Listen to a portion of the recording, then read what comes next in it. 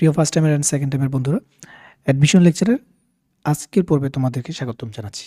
আজকে আমরা খুবই সহজ, খুবই ইজি দুইটা প্রশ্ন সলভ করব এবং সাথে বেসিকটা একটু করে দেখব।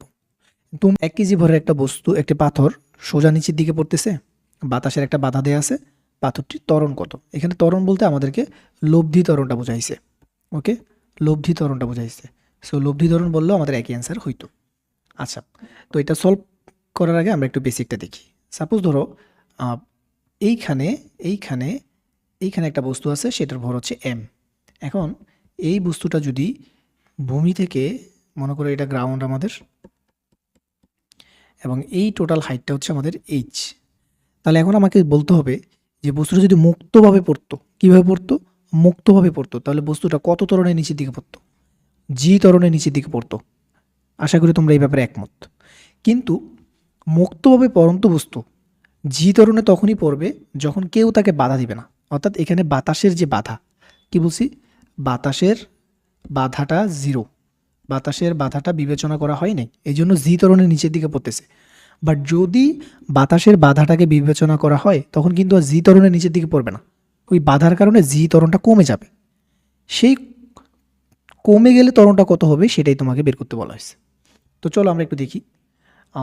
সাপোজ ধরো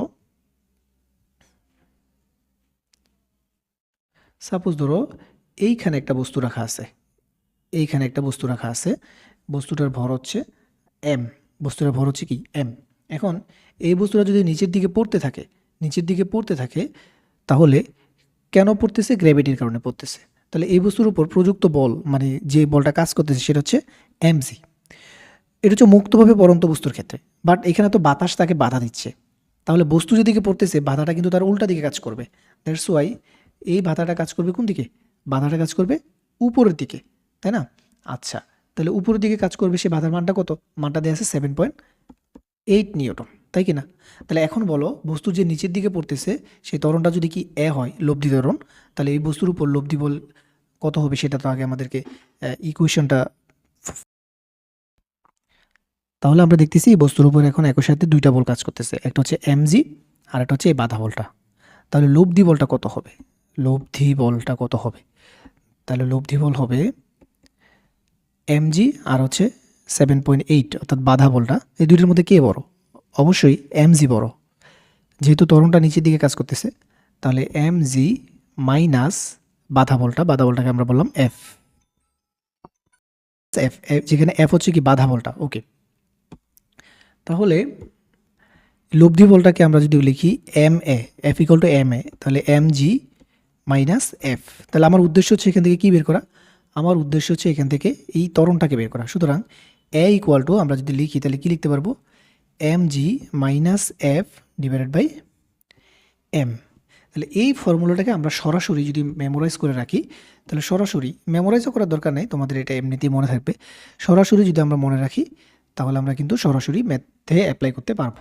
এখানে পাথরটির ত্বরণ বের করতে বলছে, সুতরাং এ ইকুয়াল টু, তাহলে হচ্ছে এমজি, এম এর মান হচ্ছে 1 ইন্টু 9.8 মাইনাস বাধা বলটা কত? 7.8 ডিভাইড বাই 1, মানে এম এর মান 1।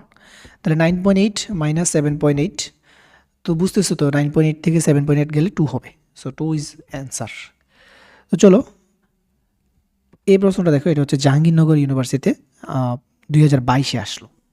আচ্ছা, তো সেম এখানেও তোমাকে একই কথা বলছে যে গাছ থেকে একটা নারকেল সোজা নিচের দিকে পড়তেছে, বাতাসের বাধা দেয়া আছে, অ্যান্ড ত্বরণটা ফাইন্ড আউট করতে বলছে। একেবারে সহজ, এ ইকুয়াল টু এমজি মাইনাস বাধা বলটা কত? বাধা বলটা হচ্ছে 8.6 ডিভাইড বাই নিচে দাঁড়াচ্ছে কত? নিচে হচ্ছে 2। তাহলে MG 2 into 9.8 minus 8.6 divide by 2। একটা কাজ করো, কাজটা হলো কি, এইটাকে আমরা 10 চিন্তা করি। তাহলে 10 যদি চিন্তা করি তাহলে এখানে কত হবে? 20। আর এটাকে চিন্তা করি 9, তাহলে এটাকে 9 চিন্তা করলে তাহলে ব্যাপারটা কত দাঁড়াচ্ছে? উপর হচ্ছে 11 ডিভাইড বাই 2, তাহলে কাটাকাটি করলে কত? 5.5। খুব ভালো মতো দেখো, অপশনের মধ্যে কিন্তু 5.5 সেট করা আছে বি নাম্বার অপশনে। ওকে, সো এইভাবে হচ্ছে আমরা খুব ইজিলি ম্যাথগুলো করে ফেলতে পারবো।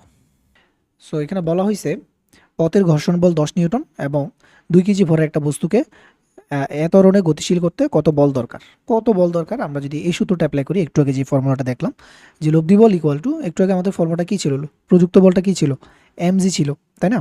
আর এখানে হচ্ছে ঘর্ষণ বল। তো এখানে তো mg হবে না, যেহেতু এটা হচ্ছে সমতলে চলমান একটা বস্তু। সমতলে চলমান বস্তুর জন্য প্রযুক্ত বলটাকে আমরা বললাম হচ্ছে এখানে f দিয়ে প্রকাশ করলাম। কী দিয়ে প্রকাশ করলাম? f দিয়ে প্রকাশ করি, তাহলে এটা হচ্ছে f। সুতরাং এই fটাই আমাকে বের করতে হবে। সো f ইকুয়াল টু হবে লব্ধি বল প্লাস ঘর্ষণ বল। আচ্ছা, তাহলে লব্ধি বল ইকুয়াল টু, আমরা জানি লব্ধি বল ইকুয়াল টু কি, এম এ প্লাস ঘর্ষণ বলটা বলে দিছে এখানে 10 নিউটন। তাহলে এম এর মান কত, 2, আর ত্বরণ তো বলেই দিছে 10, সো 10 প্লাস এখানে হবে 10, সো অ্যান্সার দ্বারা আছে 20 প্লাস 10 মানে হচ্ছে 30 নিউটন। সো আমাদের এখানে 30 নিউটনটা হচ্ছে আমাদের অ্যান্সার।